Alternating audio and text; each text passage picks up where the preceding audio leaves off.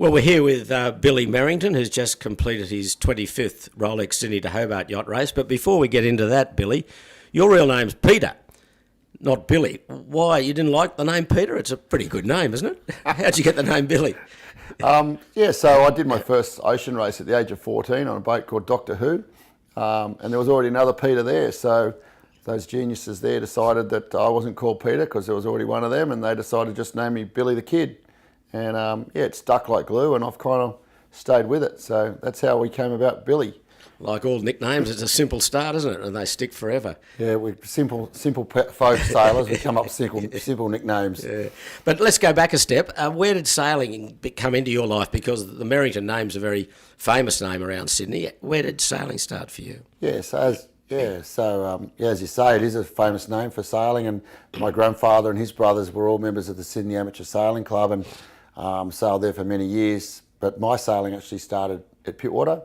My father, Stephen Merrington, he bought my brother and I, Anthony, my brother and I, our first Manly Junior when I was about 5 or 6, and we just took straight to it and really gave it everything for our entire lives. So that's kind of where it began. How'd you get on with your brother in a Manly Junior?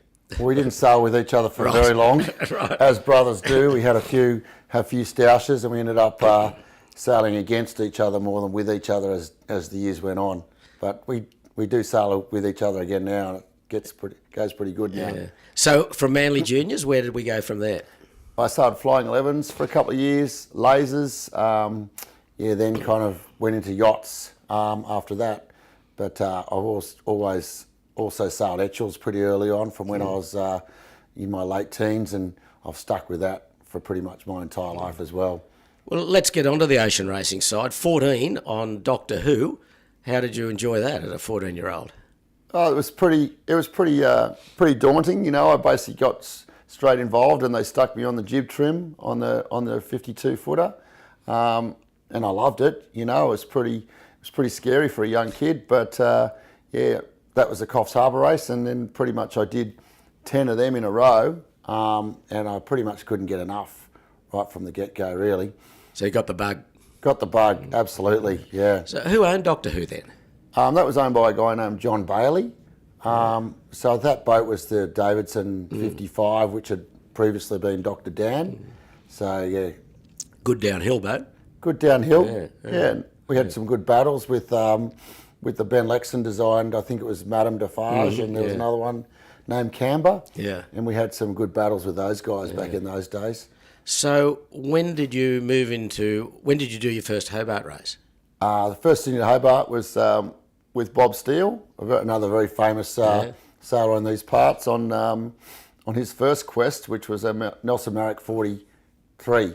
So, yeah, a bunch of my friends and I got invited to sail there, and in actual fact, Anthony did that race as well, my brother. So that was our first race, and it was... And memories of the first race? I mean, everyone's got memories of their first Hobart, I think. What were your memories of that race?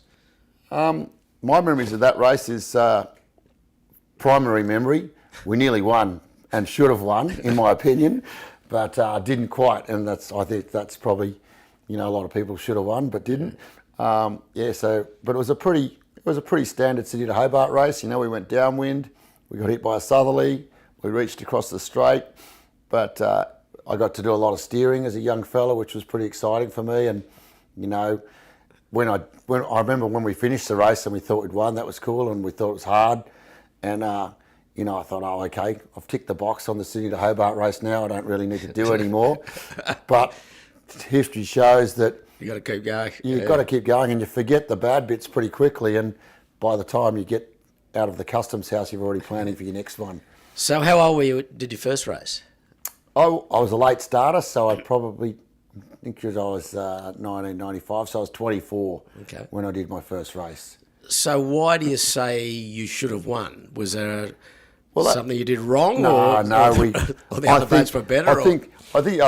We actually ended up coming second to Terra Firma. That was the year Terra Firma had a win, and we had them beaten at the Iron Pot, which many boats have won races by the Iron Pot, and it went ugly on us.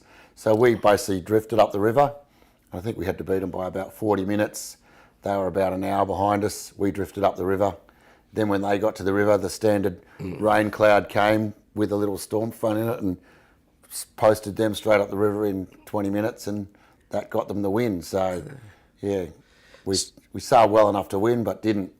So from there, what did you stay with Bob Steele and the Quest program? Yeah, I did two races with Bob Steele. Then we went to the Kenwood Cup one year with Bob. I can't remember why. I think Bob might have moved on from that boat, and I did a bunch of races on 45 footers. Did a race on Brighton Star. Then 98 race I was on Sledgehammer, which was a small boat. Tell us about that. Well, you remember that for all the wrong reasons. Well, I do, yeah, but I do. It's kind of a funny one because a lot of people ask, well, you're in the 98 race, and I say, yes, I was.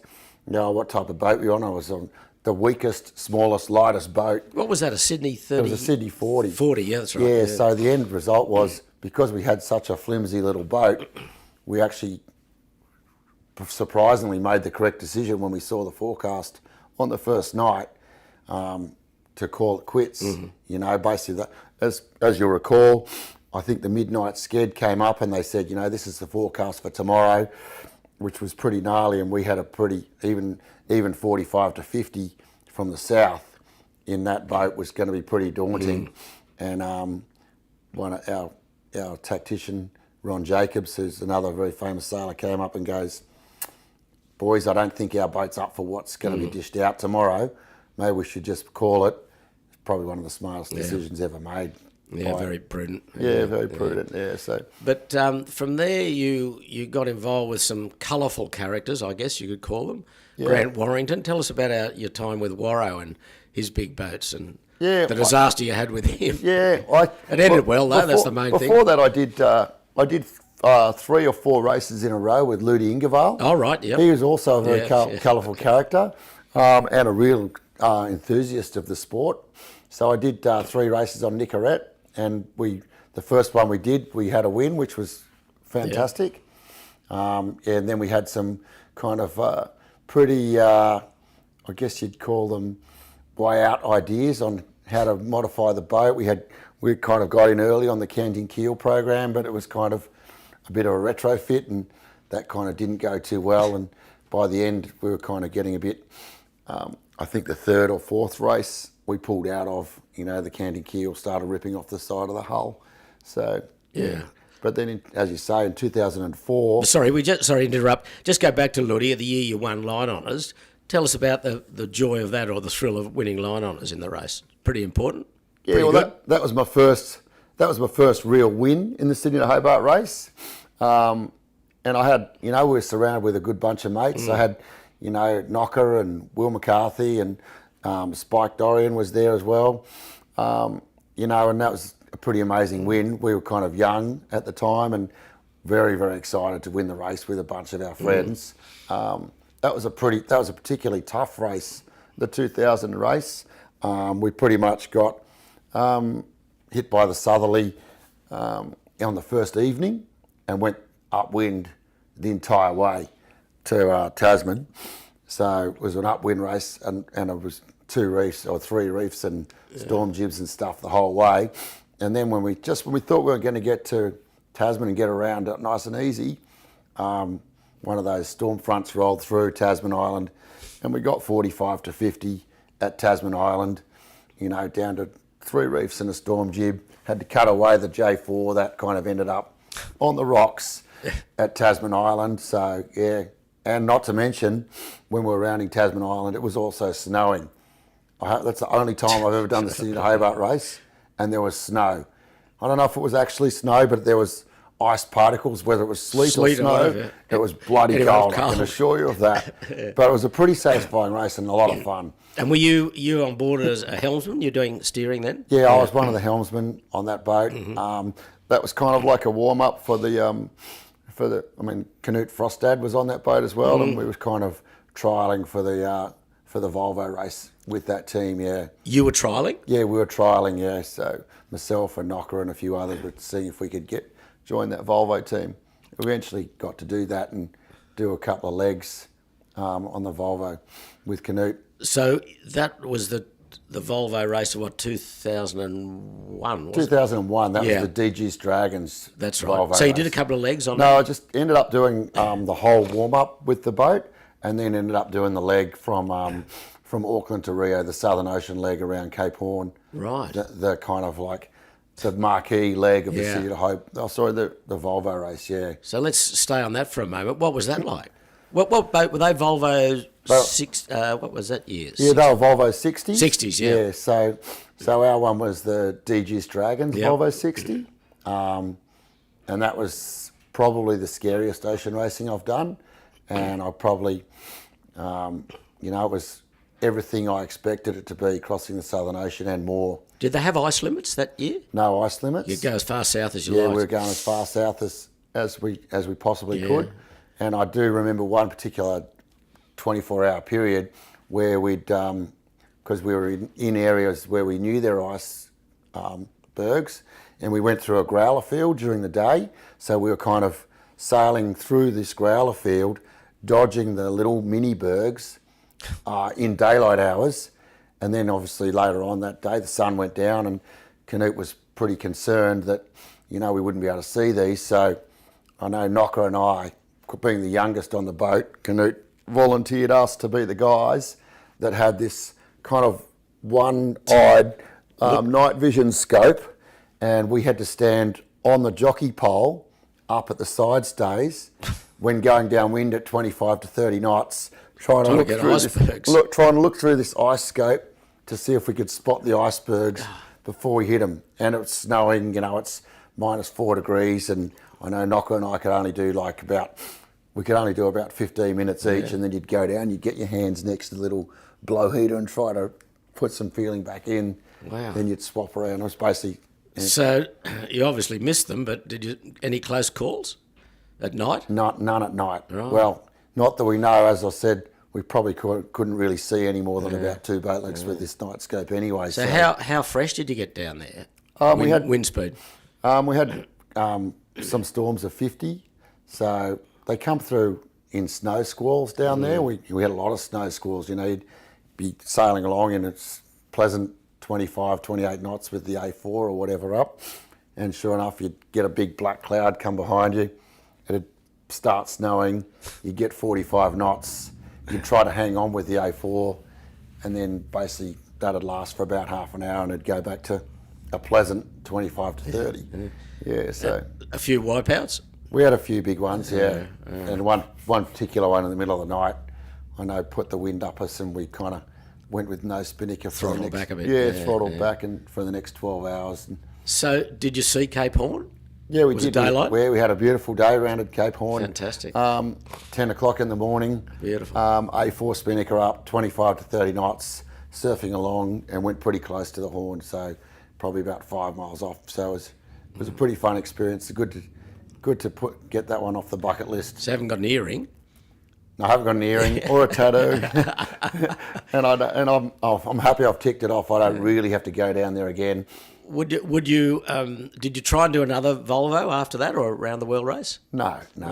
I kind of, once that kind of stage went through, I changed over to the America's Cup after that. I got an offer to go to the Swedish America's Cup team as a B-boat sailor, and I just kind of went off down the America's Cup track. So, But your brother Anthony, youngster, didn't he go halfway around the world in a big catamaran or something? Didn't he try and break around the world record? He is, yeah. He's done a lot of impressive stuff, Yeah. youngster. So he's done. I'm not 100% sure. Pretty sure he's done 3 complete Volvo races. Right. And he also attempted to do a Jules Verne That's right. attempt with the Ellen MacArthur team. End up in Fremantle.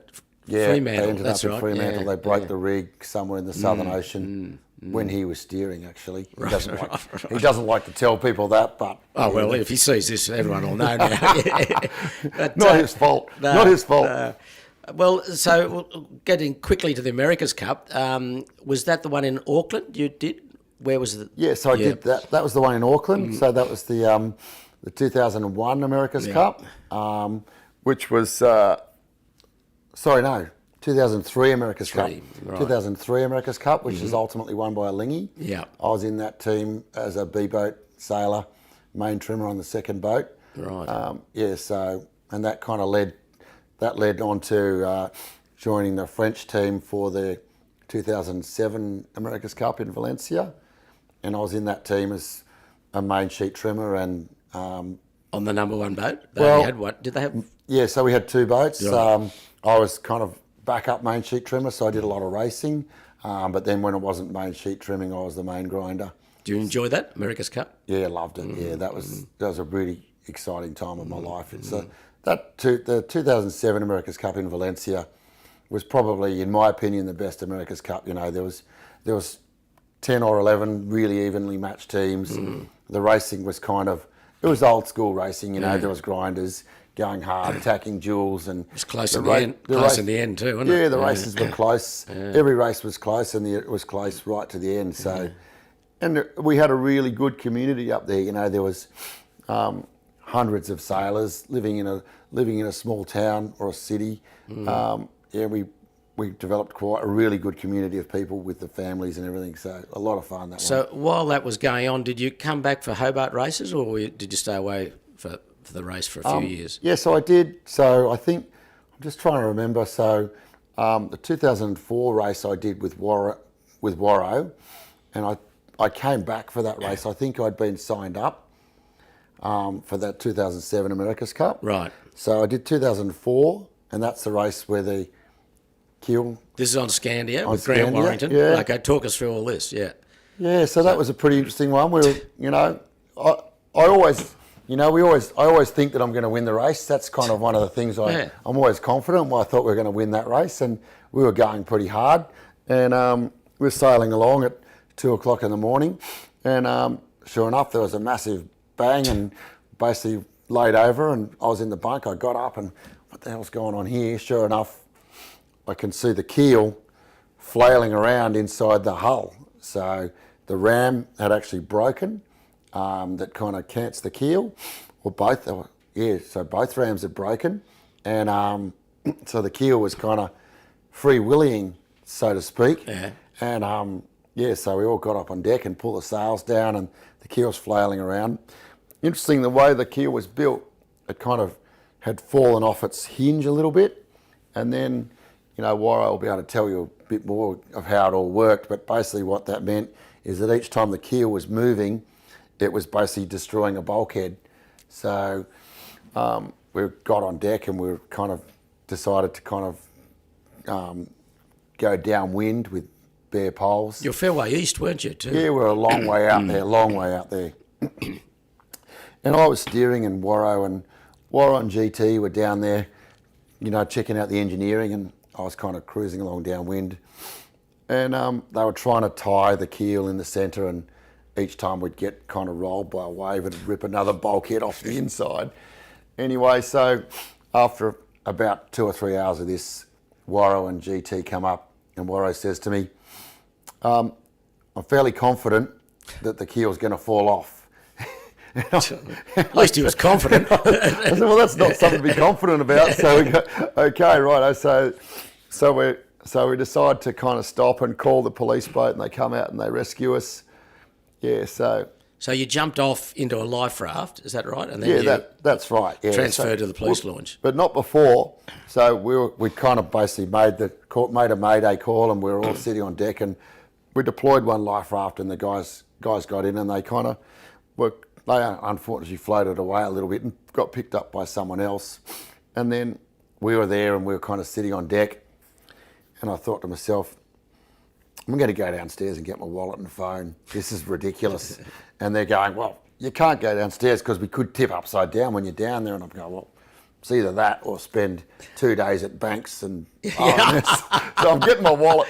So they go, no, you can't go down there. Your wallet's more important than your life, okay. You can't go down there, Billy. Anyway, sure enough, I go down there, and I'm grabbing my wallet, and all these blokes start yelling, hey, Billy, can you get my wallet? It's in the green bag and mine's under the net. And so, anyway, so we did. We jumped off on the life rafts, but when we jumped off, the chopper was already there, the police boat was already there, so it was kind of that kind of part of it wasn't too scary.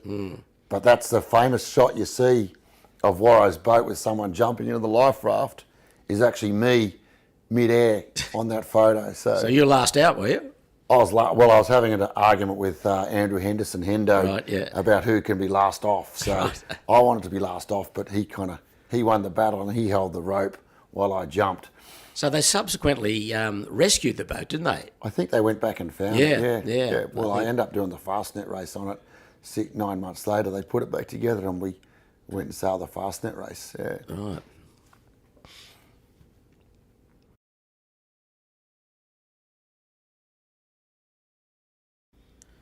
Well, Billy, you mentioned the Fastnet race with Grant Warrington. What was that race like? That was a pretty standard Fastnet. I think we didn't do very well. Unfortunately, we got beaten pretty soundly by Maximus. So it was kind of like upwind all the way to the rock, light at the rock, and pretty. Not really. It's not really. It doesn't seem like as hard a race as our race, the Sydney to Hobart race. An iconic race, and that's the only one I've done. So, And Grant Warrington, I mean, he's we say colourful, but he'd be pretty good to sail with, I think, wouldn't he? He's a very good sailor. There's no question. He's a very talented sailor. He did the Southern Ocean League with us on Deduce as well. He's won a lot of Etchells championships, and he's won a lot of ocean races. So while he's definitely a colourful character and great personality. He's also should be recognised for being a really talented sailor. He is. And then I think after that, you got involved with the Wild Oats program for a while. Yeah, that's right. So pretty much, once I got at sail with Nicorette and Warro, I kind of had the maxi boat bug for quite a long time after that. And I think the maxi boats are a different type of sailing, and once you kind of get to understand how that works, you kind of end up doing a lot of it. So I was really honoured to get asked to sail on Wild Oats XI, the year it was first launched. And so I did the 2005 race on Wild Oats. That was pretty fun, or really, really fun to be involved in such an awesome project as Wild Oats with the Oatley family. So we won that race. And you did a few more on that. Yes, I did. Yeah. I was invited. I did 2 races in the end on Wild Oats. I missed the 2006 race because of the Valencia Americas Cup. So I did 2005 and 2007. So but I'd also sailed on the 66 and also did the European tour, or 2 European tours on Wild Oats 11 as well, Maxi Worlds. So very honoured. No, great programs, weren't they? It was a great program and a real honour to sail with the Oatley family. Yeah. So we had some great experiences and some not so great experiences. We ended up breaking the mast. I was there when we broke the mast in the Maxi Cup in Sardinia. That was pretty unfortunate, but surprising experience. Yeah, you don't want to go through that every day. No, you don't. No, breaking a mast on a Maxi yacht. No, it's not recommended. Not recommended, but So a couple of years there, and then Rico, another good skipper, outstanding skipper. Always colourful moments with him too, especially at the starts. I've never been in the firing line of Rico's colourfuln's, his intensity. He's an intense sailor. He's very good. I enjoy sailing with Rico.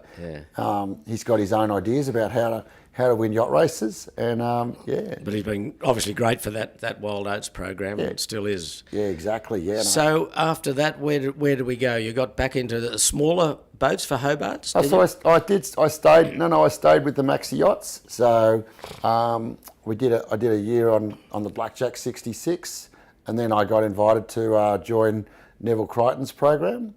So I did. I sailed for 3 years with Neville Crichton. Primarily up in Europe, do it with the 100-footer and the 72-footer. Did some pretty fun races there as well. Did the 2009 Transpac Race on the 100-footer on Alfa Romeo. And you won line honours. We won line honours in the Transpac Race and broke the record at that time.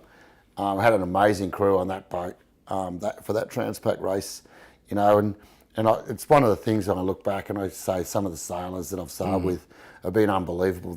That crew, we did that Transpac Race. We had Ben Ainsley was on that boat for that race. Tony Mutter, Craig Satterthwaite. I think we had Stan Honey navigating, Michael Coxon. Was Gary Wiseman with you? He didn't do that race, right? no. But I mean that just those That names quality, I've mentioned there. yeah. I've been privileged to sail with some really, really high quality sailors. But yes. And Neville, he gets the best out of you, doesn't he? Well, he does, and he's Neville is the type of guy who basically is a real privilege to sail with because he's the ultimate competitor, and he wants to leave no stone unturned in terms of what needs to be done to win a yacht race. If there's an edge to be found, he'll go searching for it. Want it. Yeah. So, and he's always been that way, and in that way, he's actually led the charge in some of the kind of developments and performance enhancements. He's one of the first guys to kind of go, okay, I'm going to go all composite rigging on my ocean racing boat. He didn't really care. He knew that, the weight aloft being reduced was going to improve his performance. So he was always trying to lead the charge and get to that technological advance first. So that was really a privilege to do that. So with all this sailing, do you have a day job? I do. Well, interestingly, so I finished sailing in the America's Cup, and in about 2013, I basically decided I was probably getting a bit too old and a bit, too much of a family requirement to kind of be travelling and professional sailing all the time. So, and I kind of took the opportunity to get my commercial tickets, so get my master's ticket and my engineering tickets and so forth, so I could kind of have a long-term plan. So now I'm actually working full-time for the Port Authority, so that's a really good job. I work for the Port Authority of Sydney, Port Authority of New South Wales, in emergency response, pilot boats, ship auditing, and basically managing the harbour. So. And you're based on Sydney Harbour? So I'm based on Sydney Harbour and Botany Bay. Okay. So we split our time evenly between those two ports, and we're basically the Port Authority. A lot of people don't really know what we do, but we look after the harbour in all aspects, all the waterside harbour.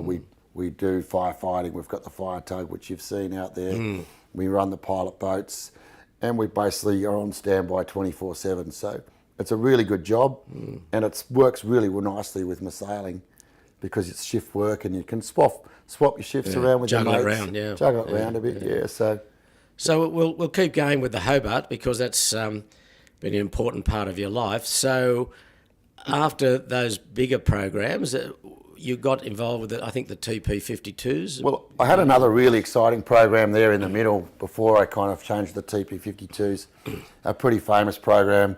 The Anthony Bell Loyal program. Oh, right, yeah, of course. Yeah, so I was in that program for a couple of years as well. So we did the Michael Coxon, North Sales. He invited me to come and sail on the Loyal, Investec Loyal, when Sean Langman and Anthony Bell owned it together, and they asked me to come along and be crew boss. And initially I was a little bit hesitant, but it turned out to be a really fun program. We did the first race in 2010. And we kind of had it was kind of a bit last minute. The boat only got put back in the water in mid-December, new keel, and, after a major refit, and Wild Oats beat us soundly in that race in 2010.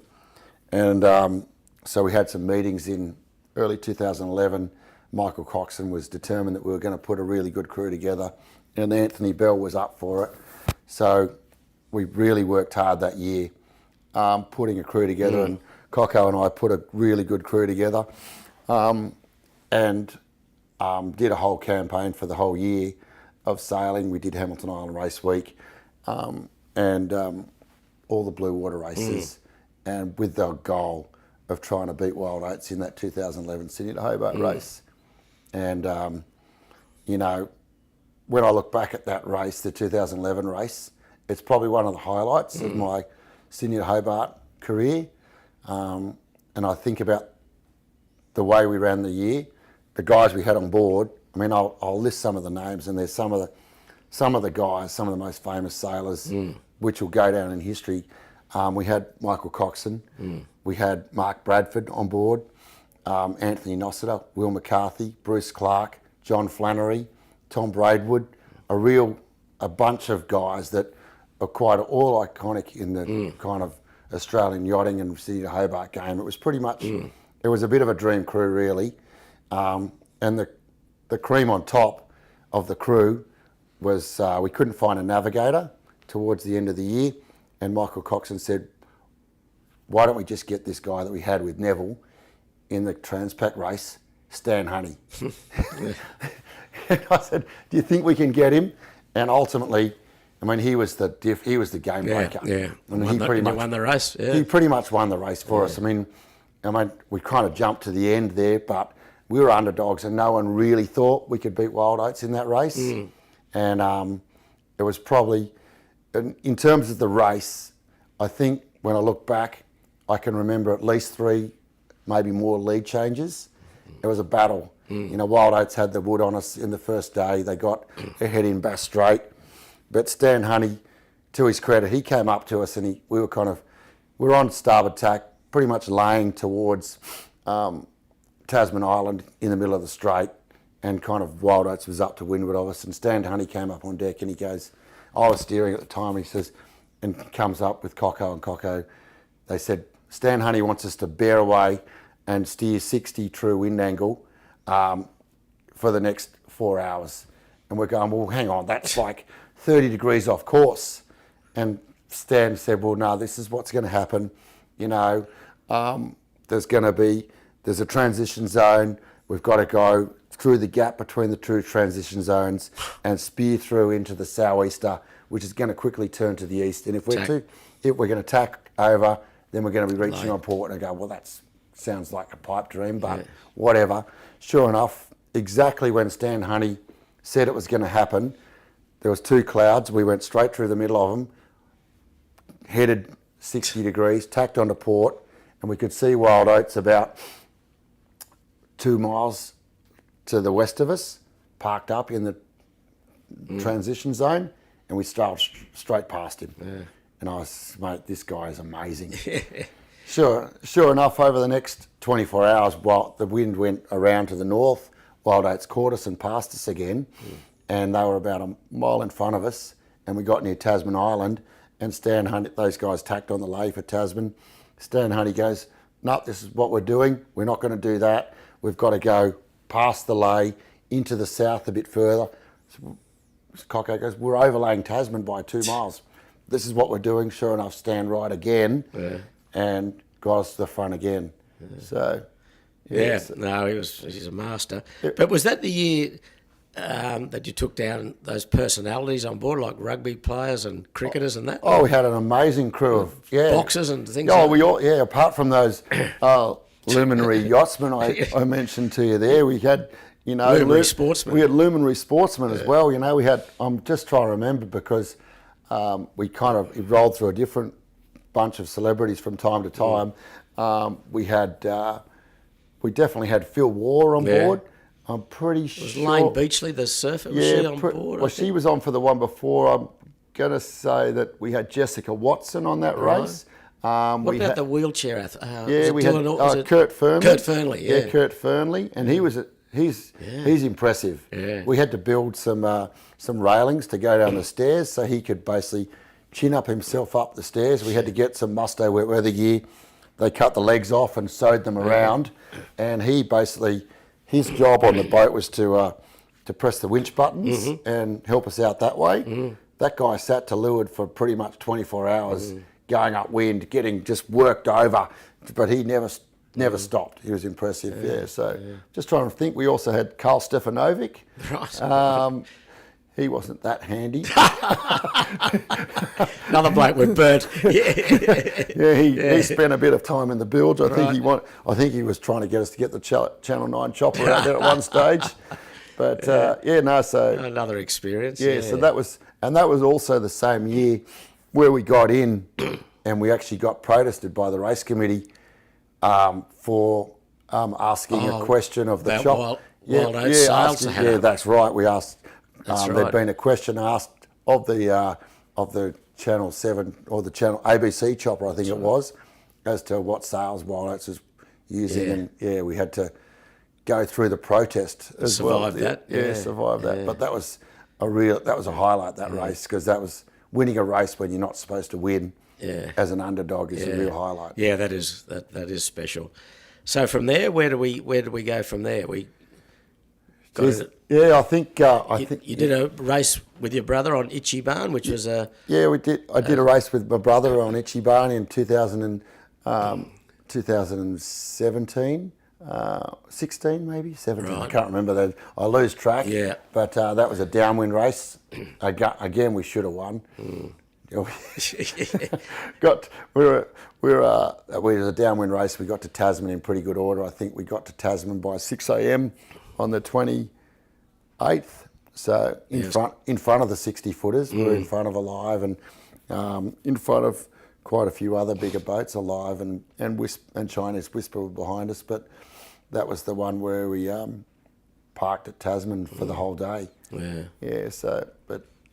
So I'll bring you a little bit more up to date, and you probably don't want to be reminded too much of it, but Gweilo, you've been involved with that program over the last few years, and I think you've ended up second twice with Gweilo.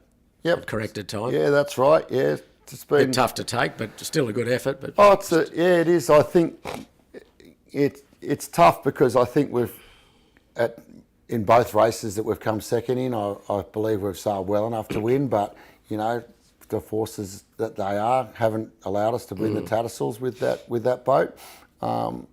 The guy, Matt and Chris, the owners, have put a lot into it, and we've had a really good squad with that boat. We've worked really hard on it. So I'm the tactician and sailing master on that boat. I think that crew is a really good one. In the last couple of years, we've worked hard to try and get youth sailing academy sailors through that program. We took a couple of them to Hobart this year. That's a really good program, and I really enjoyed sailing with Matt and Chris. And again, it's unfortunate we're now moving on from that boat. So what's coming up for you? Well, now this year I've committed to sailing with committee member here, David Griffith, on his. So Gweilo's having a year off. Gweilo's having a year off. Yep. That boat's on the market. Matt and Chris will probably come back with renewed enthusiasm in a year or so. We're still trying to plan on how that's going to look, whether it be building a new boat or procuring another 52-footer. But 52s is where they're in love with the class of 52s. So you've jumped into the Whisper program? Yeah, Good. Whisper program, that's looking pretty fun too. David Griffith, he's a real enthusiast and he puts a lot into it as well. So pretty excited about kind of giving that a bit of... a tickle up? Just trying to work with those guys and trying to get David a few trophies as well. Well, let's hope you can finally win the big one, the Tattersall Cup. But I know it's eluded you many times and you've been close. But maybe this year, who knows? Exactly. I had a look last night. I think I've had at least 5 seconds in the Tattersalls Cup over my program. It's time, Billy. It's time. I have actually won one Tattersalls, but in my mind, it's not a real Tattersalls. We won the Tattersalls in 2005, I think it was, on Wild Oats 11. I think it was one of the races where we won the triple. Yes. So in 2005, the first year of Wild Oats 11. Yeah, that's right. We broke the record one line on us and won the Tattersalls. Right. So that's my only Tattersalls trophy. I didn't think you'd won one. You have won. I've won one. Were you on board that year? Yeah, too? 2005. Okay, right. The first year we had the boat. Yeah, that's right. Yeah. So one Tattersalls. Oh, okay. And a bunch of seconds. Well, I'll go easy on you then. My very good friend Mark Bradford, he actually says to me many times, "You've made a career out of coming second." His nickname for me is actually second best, which stings a little bit. We'll just jump quickly. America's Cup foiling, Amoka's foiling. What are your thoughts on the future there? I think I really love to watch the foiling boats. I think it's the next step in the sport of sailing, and I think they're amazing boats. But I do actually think that the cut and thrust of boat-on-boat racing is not as good as it used to be. I'd love to see some type of boats that are actually a lot closer to race. So, and I think going back to the old days of having when we had the America's Cup in 2007, 12 teams. We had a series that went with fleet racing over a bunch of years, and I think it was kind of, I don't know if it's better. I don't really know, but the foiling stuff, it's good, but I think I love the old stuff. And what about short-handed sailing? Interested in that at all? To do it? For me, no. I think I'm too old. But I think, I like the short-handed sailing. I think it's the next step, and I'm really excited about those guys.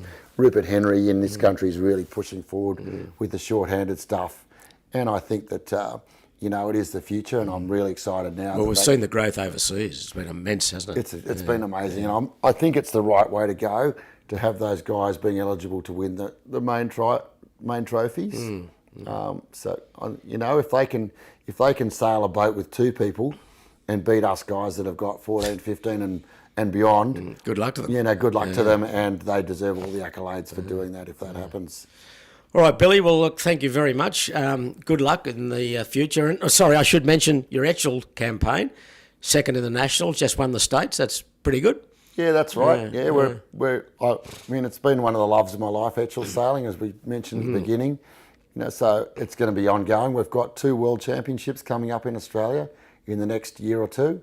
So the goal is to try and grab one of them. So where are they being held? So there's a World Championships in Perth in March in 2024. Right. And then we've got one in Melbourne. The following one's in Melbourne. I believe it's in the start of 25. So my goal to try and get my team to the top of the podium there, but we'll see how we go. It's a very, very tough class. Yeah, well, you've done well, both in Etchells and in ocean racing. A great career, so continue to do well. Good luck with the Whisper campaign. Good luck with your Etchells, and good luck with your day job. Cheers, Shippers. Thank you.